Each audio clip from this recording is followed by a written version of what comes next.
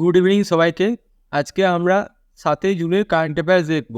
মানে এক্সামে কী current affairs থেকে কেমন ধরনের কোয়েশ্চেন আসতে পারে সেগুলো দেখব, সেইগুলোর ডিটেলস অ্যানালাইসিস করব। তো একসঙ্গে দুটোই হয়ে যাচ্ছে, কারেন্ট অ্যাফেয়ার্সও হয়ে যাবে, কেমন ধরনের কোয়েশ্চেন আসে সেটাও হয়ে যাবে। তো আমরা শুরু করছি। হু among the following has been elected as the first woman president of the Mexico? মেক্সিকোর প্রথম মহিলা প্রেসিডেন্ট হিসেবে কে নিযুক্ত হয়েছে? এর নিচের মধ্যে কে মেক্সিকোর প্রথম রাষ্ট্রপতি হিসেবে নিযুক্ত হয়েছে? এটার অ্যান্সার হবে ক্লডিয়া ক্লডিয়া শেইনবাউম। এই যে মেক্সিকোর প্রথম নারী প্রেসিডেন্ট হিসেবে নিযুক্ত হয়েছে ক্লডিয়া শিনবাউম। হয়েছে মেক্সিকোর রাজধানী মনে রাখবে, মেক্সিকোর রাজধানী হচ্ছে মেক্সিকো সিটি। এবার দেখে নিই এই যে ক্লডিয়া শিনবাউমকে, এই যে ইনি হচ্ছেন ক্লডিয়া শিনবাউম, যিনি প্রথম প্রেসিডেন্ট হয়েছে মেক্সিকোর, মহিলা প্রথম প্রেসিডেন্ট হয়েছে মেক্সিকোর। মেক্সিকোর লোকেশনটা দেখে নিই, এই যে এটা ইউনাইটেড স্টেট, এই যে এটা মেক্সিকোর লোকেশন, এখানকার প্রেসিডেন্ট, প্রথম মহিলা প্রেসিডেন্ট হয়েছেন উনি। এবার চলে যায় next question. Where will RIMPAC exercise be held in June 2024? 2024 সালে জুন মাসে যে রিমপ্যাক এক্সারসাইজটি হবে সেটি কোথায় অনুষ্ঠিত হবে? এটার অ্যান্সার হবে হাওয়াই। ইম্প্যাক্ট রিমপ্যাক এক্সারসাইজটি অনুষ্ঠিত হবে। এক্সারসাইজটি একটু দেখে নিই। রিমপ্যাক এক্সারসাইজ 2024, এটা 1971 সাল থেকে শুরু হয়েছে। এটি 29তম অনুশীলন 2024-এর।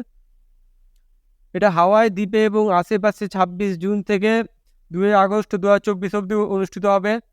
হাওয়াই দ্বীপ এবং তার আশেপাশে এই রিমপ্যাক এক্সারসাইজটি অনুষ্ঠিত হবে। এটায় টোটাল 29টি দেশ অংশগ্রহণ করবে। এই রিমপ্যাক 2024-এর থিমটা হচ্ছে এক্সারসাইজের পার্টনার, ইন্টিগ্রেটেড অ্যান্ড প্রিপেয়ার। এখান থেকে অনেক কটা কোশ্চেন আছে। রিমপ্যাকে কটি দেশ অংশগ্রহণ করবে? 29টি দেশ। কোথায় অনুষ্ঠিত হবে? হাওয়াই এবং তার আশেপাশে অনুষ্ঠিত হবে। এটার থিমটা কি? এটা কততম এডিশন? থিম হচ্ছে পার্টনার্স, ইন্টিগ্রেটেড অ্যান্ড প্রিপেয়ার্ড। এটা থিম। এটা কততম এডিশন? 29তম এডিশন 2024 সালে। কত সালে শুরু হয়েছিল? 1971-এ শুরু হয়েছিল। এরকম অনেক কোশ্চেন আছে একটা টপিক থেকে, তো আমি সেগুলো সবগুলি কভার করে নিই। তো আমরা এবার নেক্সট কোশ্চেনে চলে যাই। In which state is the Hollongapar gibbon sanctuary located? Hollongapar gibbon sanctuary কোন দেশে অবস্থিত ভারতের? এটার অ্যান্সার হবে আসামে। ভারতের আসাম রাজ্যে এই হলোগ্রাফার গিবন স্যাঞ্চুরি লোকেটেড। এই যে এটা হচ্ছে হলোগ্রাফার, এই যে মাংকিগুলিকে হলোগ্রাফার মাংকি এইগুলোর জন্যই এটার নাম দেওয়া হয়েছে হলোগ্রাফার স্যাঞ্চুরি। এবার এটা কেমন নিউজে এসছে দেখে নিই। হলোগ্রাফার গিবন অভয়ারণ্য ভারতের আসাম রাজ্যে অবস্থিত। এটি খবর হয়েছে কারণ উত্তর পূর্ব সীমান্ত রেলওয়ে অভয়ারণ্যটিকে দুটি ভাগে ভাগ করেছে। রেলওয়ে সীমান্তটিকে দুটি ভাগে ভাগ করেছে, যার ফলে যখন পারাপার করে অভয়ারণ্য এই এপগুলি, তারা অনেক ট্রেনে কাটা পড়ে মারা যায় অনেক সময়। ওই জন্য এদেরকে রক্ষা করার জন্য একটি উদ্যোগ নেওয়া হয়েছে। এই যে এইরকম ব্রিজ বানানোর কথা বলা হয়েছে রেলের উপর, এরকম ব্রিজ বানানো হয়েছে, ওই জন্য একটি নিউজ এসেছে। এই যে এই ব্রিজগুলি, এরকম ব্রিজ বানানো হয়েছে, রেলের নিচ দিয়ে ট্রেন চলে যাবে, এইভাবে উপর দিয়ে পার হতে পারবে এই এপগুলি। ওই জন্য এই নিউজে এসছে এই ন্যাশনাল পার্কটি, এই স্যাঞ্চুরিটি। এই অ্যাপগুলি এত ইম্পর্টেন্ট কেন দেখে নিই। এটি উদ্যোগ হলো গিবনের চলাচল সহজতা করা। এই যে গিবন অ্যাপগুলি, যেগুলি ভারতের একমাত্র অ্যাপ প্রজাতি, এই অ্যাপগুলি হচ্ছে গিবন অ্যাপ। এই অ্যাপগুলি হচ্ছে ভারতের একমাত্র অ্যাপ প্রজাতি। তাদেরকে সংরক্ষণের জন্য, তাদের চলাচলের জন্য কোনো অসুবিধা না হয়, ওই জন্য এই ধরনের ব্রিজ বানানো হয়েছে। এই যে উপর দিয়ে ব্রিজ থাকবে রেল লাইনের উপর দিয়ে, এই যে রেল লাইনের উপর দিয়ে এই ধরনের ব্রিজ বানানো হয়েছে, ওই জন্য এটি নিউজে এসছে। মনে রাখবে আসাম রাজ্যে অবস্থিত এই স্যাঞ্চুরিটি। এবার চলে যায় নেক্সট কোশ্চেনে। হু has been appointed as the director of Indira Gandhi centre for atomic research? Indira Gandhi centre for atomic রিসার্চের পরিচালক হিসেবে কাকে নিযুক্ত করা হয়েছে? এটার অ্যান্সার হবে চন্দ্রশেখর গৌরীনাথ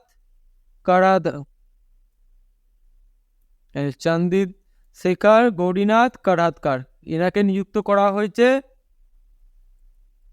এই যে Indira Gandhi centre for atomic রিসার্চের ডাইরেক্টর হিসেবে। শ্রী চন্দ্রশেখর গৌরীনাথ কারাদকরকে Indira Gandhi centre for atomic রিসার্চের পরিচালনা নিযুক্ত করা হয়েছে, ডাইরেক্টর নিযুক্ত হয়েছে তিনি ডক্টর ভেক্টর রামানের কাছ থেকে এটি নিয়েছে গ্রহণ করে। এর আগে কে ছিল? ডক্টর বি ভেঙ্কটরামান, আর এর আগে ডাইরেক্টর ছিলেন। এবার এটা অ্যাটমিক রিসার্চ সেন্টারটি দেখে নিই। এটা প্রতিষ্ঠা Indira Gandhi centre for atomic research, এটা 1971 প্রতিষ্ঠিত হয়েছে। এটি কালপাক্কা নামে তামিলনাড়ুর একটি জেলাতে অবস্থিত, ভারতের তামিলনাড়ুতে অবস্থিত। তাৎপর্য কি, এটা কেন গুরুত্বপূর্ণ?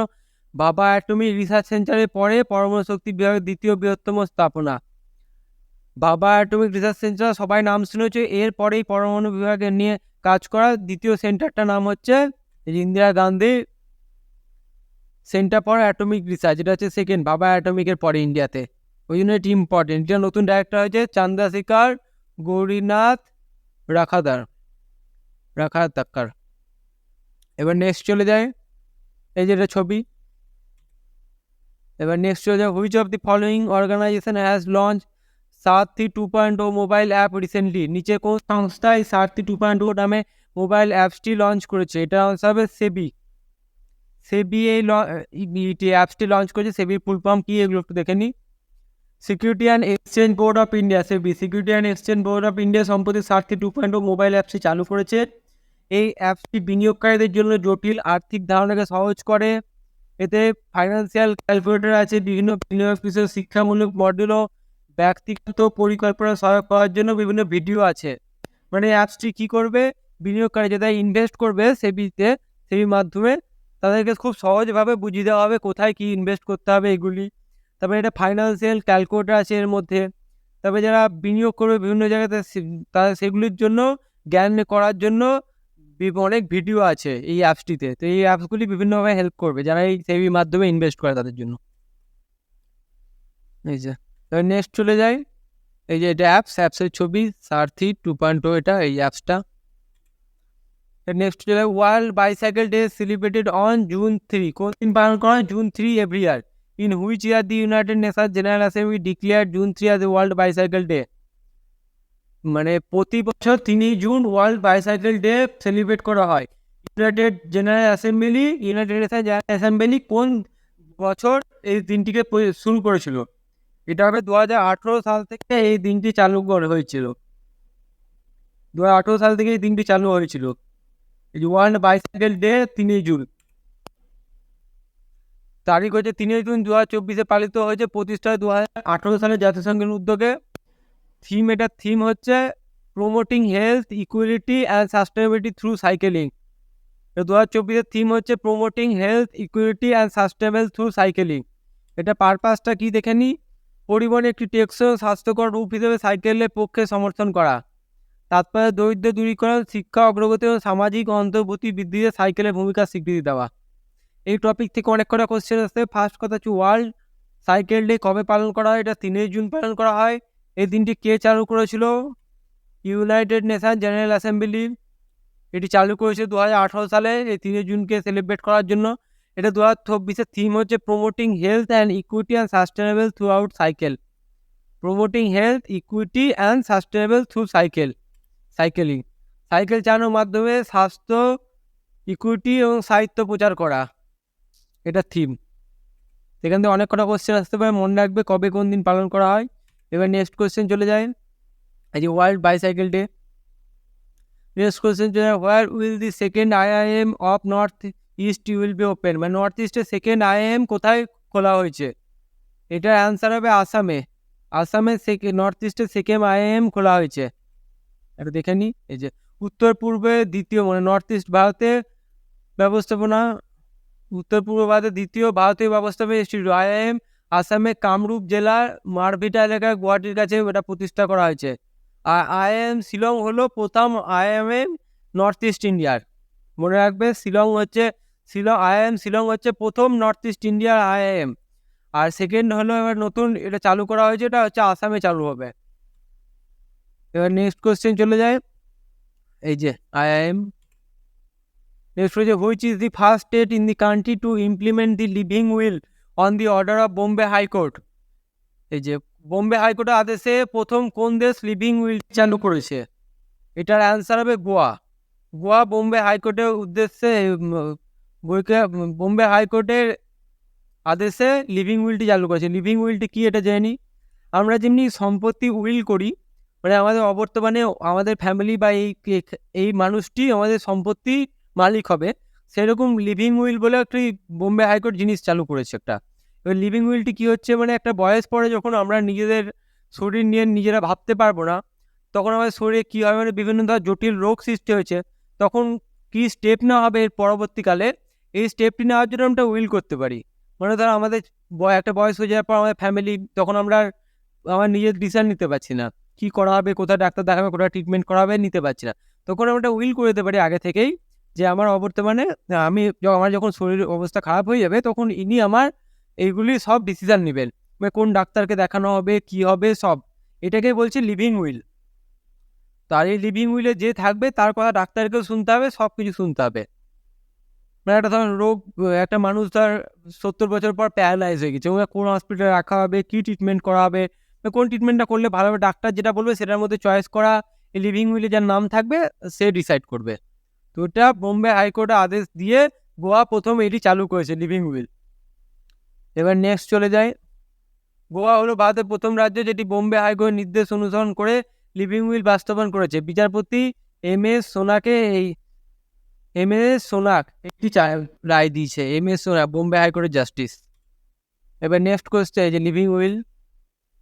নেক্সট চলে যায়, recently who has been chosen for the prestigious Gudleppa Hallikeri award for 2024। সম্প্রতিকালে 2024-এর জন্য মর্যাদাপূর্ণ গুডলেপ্পা হার্লিকেরা পুরস্কার জন্য নির্বাচন করা হয়েছে। এটা জন্য এটা কাকে 2024 সালে গুডলেপ্পা হার্লিকেরা পুরস্কারের জন্য নির্বাচন করা হয়েছে? এটা অ্যান্সার হবে সিদ্ধলিঙ্গা পট্টনাশেট্টি। সিদ্ধলিঙ্গা পট্টনাশেট্টিকে এই অ্যাওয়ার্ডটির জন্য নির্বাচিত করা হয়েছে। এই অ্যাওয়ার্ডটি দেওয়া হবে ওনাকে। 2024 সালে মর্যাদাপূর্ণ গুডলেপ্পা হলকারি পুরস্কারটি প্রাপক হচ্ছে কবি ও নাট্যকার। কবি ও নাট্যকারকে দেওয়া হয় সিদ্ধলিঙ্গ পট্টনাশেট্টি। পট্টনাশেট্টি ইনাকে এই পুরস্কারটি দেওয়া হবে। আগে কোন পুরস্কারগুলি দেওয়া হয় নামগুলি মনে রাখবে। এটা নাট্য এবং কবি এবং নাট্যকারদের দেওয়া হয়। এবার নেক্সট চলে যায়, ইনি হচ্ছেন, এনাকে অ্যাওয়ার্ডটি দেওয়া হবে। Next is according to the recently released data, India has received the highest FDI foreign investment from which country 2024 23-24 2023 থেকে 24 সালে কোন দেশ সবচেয়ে বেশি ফরেন ইনভেস্টমেন্ট করেছে ভারতে? এটার অ্যান্সার হবে সিঙ্গাপুর। সিঙ্গাপুর সবচেয়ে বেশি ফরেন ইনভেস্টমেন্ট করেছে ভারতে 2023 থেকে 24 সালের মধ্যে। এফডিআই মানে ফরেন ইনভেস্টমেন্ট। এই যে এফডিআই 2023 থেকে 24 অর্থবছরে ভারত সিঙ্গাপুর থেকে সর্বোচ্চ বিদেশি সরাসরি বিনিয়োগ পেয়েছে। সিঙ্গাপুর থেকে বৈশ্বিক অর্থনৈতিক অনিশ্চয়তার কারণে এফডিআই সাধারণ পতনের সত্ত্বেও সিঙ্গাপুর ভারতের শীর্ষে আছে। মানে আগের বছর থেকে এবার এফডিআই পরিমাণটা কমেছে, তাও সিঙ্গাপুর এটা টপেই আছে। গ্লোবাল ইকোনমিক আনসার্টেনিটির জন্য এবার এফডিআইটা কম এসছে ভারতে, তাও সিঙ্গাপুর টপে আছে, ওটাই বলতে চাইছে। এবার এটা সিঙ্গাপুর লোকেশনটা দেখে নিই। এই যে এটা সিঙ্গাপুর লোকেশন, থাইল্যান্ডের নিচে। এই যে এখানে এটা ফিলিপাইন্সের লোকেশন, আমরা একদিন পড়েছি, এটা ভিয়েতনাম। এবার নেক্সট কোয়েশ্চেন চলে যায়, which space organisation has develop computational fluid dynamics software name Pravaha কে কোন মহাকাশ সংস্থা তৈরি করেছে? কম্পিউটারাইজ ফ্লুইড ডাইনামিক্স সফটওয়্যার তৈরি করেছে, যার নাম প্রভা। এই প্রভা নামের কম্পিউটার ফ্লুইড ডাইনামিক সফটওয়্যারটি কোন মহাকাশ সংস্থা তৈরি করেছে? এটার নাম হবে, এটা অ্যান্সার হবে ইসরো। ইসরো এই কম্পিউটারেশনাল ফ্লুইড ডাইনামিক সফটওয়্যারটি চালু করেছে। এই যে India space research organization computational fluid dynamic সফটওয়্যারটি তৈরি করেছে, যার নাম হচ্ছে প্রভা। এটি ইসরো বিক্রম সারাভাই স্পেস সেন্টার থেকে তৈরি করেছে। এই সফটওয়্যারটি অ্যারোডাইনামিক ডিজাইন এবং বিশ্লেষণের জন্য অত্যন্ত গুরুত্বপূর্ণ। এই সফটওয়্যারটি অ্যারোডাইনামিক ডিজাইনের জন্য, বিশেষ করে গগনায়ন প্রোগ্রামের অংশ হিসেবে মানব রেটেড লঞ্চ যানের অ্যারোডাইনামিক বিশ্লেষণের জন্য এটি খুব গুরুত্বপূর্ণ। এই সফটওয়্যারটি অ্যারোডাইনামিক ডিজাইন হচ্ছে এই গগনায়ন প্রোগ্রাম যেটা হবে সেটার জন্য খুব গুরুত্বপূর্ণ। প্রাভা, এটার নাম হচ্ছে প্রাভা। এটা ইসরো করেছে। এটা কোথা থেকে করেছে? সারাভাই স্পেস সেন্টার থেকে, বিক্রম সারাভাই স্পেস সেন্টার থেকে এটা তৈরি করা হয়েছে। এই যে এটা বললাম, এবার এটা ছবি, এই যে ব্রা, এই যে অ্যারোডাইনামিক এটা শেপটা। এবার নেক্সট হচ্ছে which football club has won the UEFA champion league trophy 2024। UEFA champion league trophy 2024 কে জিতেছে? এটা অ্যান্সার হবে রিয়াল মাদ্রিদ। রিয়াল মাদ্রিদ জিতেছে এই অ্যাওয়ার্ডটি। ইউইএফএ চ্যাম্পিয়ন্স লিগ ট্রফি 2024 বিজয়ী হয়েছেন রিয়াল মাদ্রিদ। এটাও কোথায় অনুষ্ঠিত হয়েছিল? লন্ডনে ওয়েম্বল স্টেডিয়ামে খেলাটি হয়েছিল। ইউএফএ পুরো নাম হচ্ছে union of European football association. UEFA এর ফুল ফর্ম হচ্ছে European football association union. Union of football association, union of Europe football association, union of Europe football association. এবার নেক্সট হচ্ছে where was the Kazan summit 2024 এর? কাজা summit 2024 কোথায় অনুষ্ঠিত হয়েছিল? এটা অ্যান্সার হবে জিম্বাবুয়েতে কাজা সাবমিট 2024টি অনুষ্ঠিত হয়েছে। এই যে অবস্থান তারিখ, এটা কি লিভিংস্টোন জাম্বিয়াতে 27 থেকে 31 মে অব্দি 2024 কাজা সাবমিট অনুষ্ঠান হয়েছে। অংশগ্রহণকারী দেশ হচ্ছে অ্যাঙ্গোলিয়া, বটসওয়ানা, নামিবিয়া, জিম্বাবুয়ে, জিম্বাবুয়ে। এইগুলি কয়টি দেশ মিলে অংশগ্রহণ করেছে। মূল এজেন্ডা হচ্ছে আর্থিক সমাজে উন্নয়নের কাজের জন্য কাজ, প্রাকৃতিক ও মূলধন সাংস্কৃতিক ঐতিহ্যকে কাজে লাগানো, কাজার হাতির দাঁতে পণ্য ব্যবস্থার উপর নিষেধাজ্ঞা মোকাবিলা করা, এগুলি হচ্ছে উদ্দেশ্য। আর্থিক সামাজিক উন্নয়নের জন্য কাজার প্রাকৃতিক মূলধন সাংস্কৃতিক ঐতিহ্যকে কাজে লাগানো, আর হাতির দাঁতের পণ্যের উপর করা, এটা প্রতিবন্ধকতা লাগানো। নেক্সট কোয়েশ্চেন চলে যায়। এই আজকের মতো এই যে এটা দেখে নিই আমরা লোকেশনটা, 1 মিনিট। কাজার লোকেশনটা দেখে নিই, জিম্বাবুয়ের লোকেশনটা দেখে নিই। জিম্বাবুয়ের লোকেশন এটা জিম্বাবুয়ের লোকেশন, এটা আফ্রিকার জিম্বাবুয়ের লোকেশন এটা। এবার নেক্সট কোয়েশ্চেন চলে যায়, which India one the woman single title at born international badminton tournament Germany? জার্মানিতে যে বর্ন ইন্টারন্যাশনাল ব্যাডমিন্টন টুর্নামেন্ট চালু হয়েছিল, সেটা সিঙ্গেল টাইটেল কে পেয়েছে? এটা অ্যান্সার হবে তানভি শর্মা। তানভি শর্মা এই ট্রফিটি সিঙ্গেল টাইটেলটি পেয়েছে বর্ন ইন্টারন্যাশনাল ব্যাডমিন্টন টুর্নামেন্টে, জার্মানিতে যেটা হয়েছে সেটাই তানভি শর্মা। তানভি শর্মা একজন তরুণ ভারতীয় শাটলার। 1 জুন 2024 জার্মানিতে বর্ন আন্তর্জাতিক ব্যাডমিন্টন প্রতিযোগিতায় শিরোপাটি জিতেছেন তিনি। তানভি শর্মা নামটি মনে রাখবে, এখান থেকে অনেক কটা কোশ্চেন আসতে পারে। এই যে বর্ন ইন্টারন্যাশনাল ব্যাডমিন্টন টুর্নামেন্টটি কোথায় খেলা হয়েছিল? এটা জার্মানিতে অনুষ্ঠিত হয়েছিল। এটা কে সিঙ্গেল টাইটেলটি পেয়েছে? ওমেন সিঙ্গেল টাইটেলটি পেয়েছে, এটা হবে তানভি শর্মা, যিনি ভারতের। এবার নেক্সট কোয়েশ্চেন চলে যায়, ইনি হচ্ছেন তানভি শর্মা, যিনি পেয়েছেন এটি।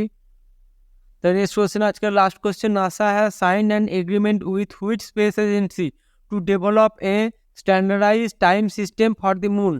নাসার কোন মহাকাশ সংস্থার সাথে চাঁদের জন্য একটি প্রমিত সময় ব্যবস্থা, মানে স্ট্যান্ডার্ড টাইম, সব দেশের একটা স্ট্যান্ডার্ড টাইম থাকে না, ওটা এরকম চাঁদের স্ট্যান্ডার্ড টাইমের জন্য নাসা কোন সংস্থার সঙ্গে এগ্রিমেন্ট করেছে? এটা হবে ইএসএ, ইউরোপিয়ান স্পেস এজেন্সির সঙ্গে নাসা করেছে। যে চাঁদ, এটা নাসা চাঁদের জন্য একটি প্রমাণিত স্ট্যান্ডার্ড সময় ব্যবহার করতে ইউরোপীয় মহাকাশ সংস্থার সঙ্গে সহযোগিতা করেছে। এটি উদ্যোগ হচ্ছে আর্টেমিস প্রোগ্রাম অংশ, যার লক্ষ্য মানুষের চন্দ্রপৃষ্ঠে ফিরিয়ে আনা, বিভিন্ন দেশ ও ব্যক্তিগত সংস্থা মিশনগুলিকে সময় মতো করা এবং স্ট্যান্ডার্ড সময়ের জন্য করা।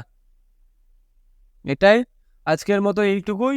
ভিডিওটি ভালো লাগলে লাইক করে দেবে, ভিডিওটি চ্যানেলটিকে সাবস্ক্রাইব করে দেবে। আমরা আবার কালকে